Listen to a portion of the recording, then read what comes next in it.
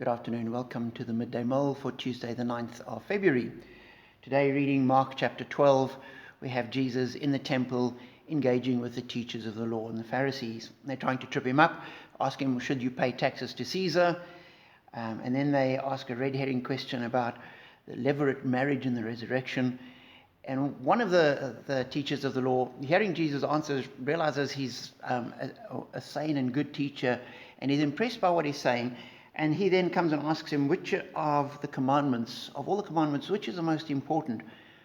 And if you read the text, it seems like this is a genuine question, that the man's wanting Jesus' insight into this.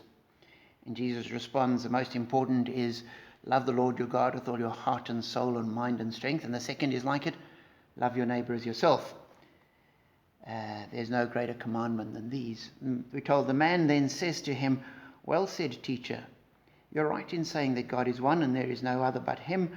To love him with all your heart and with all your understanding and with all your strength, and to love your neighbor as yourself is more important than all burnt offerings and sacrifices.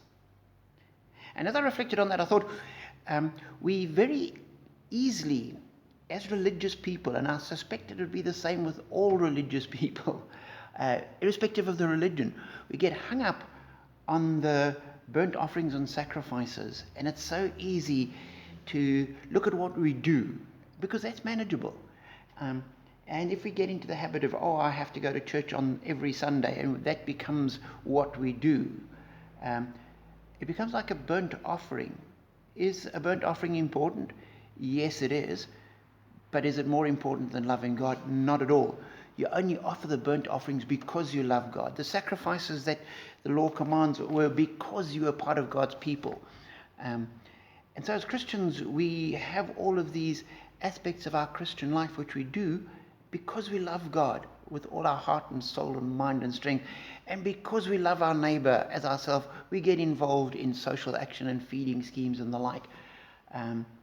But the minute we lose the love of God, all the action we do becomes pointless. You may as well stop, because you can feed as many people as you like. You can attend as many church services or sing in choirs or do anything you like. It's not going to count for much at all. And I think this is one of the things that this COVID situation has thrown into stark relief, where for years we've got so used to the rhythm of our lives and what we did and how we did things. And we went to this Bible study and we attended that and we did the following. All of that was taken away, and suddenly we just left with ourselves and God, and we're forced to look at our love for the Father. And as church begins to open up and various aspects of Christian life begin again, we need to stop and say, are we doing this because we love God? Or are we doing this in place of loving God?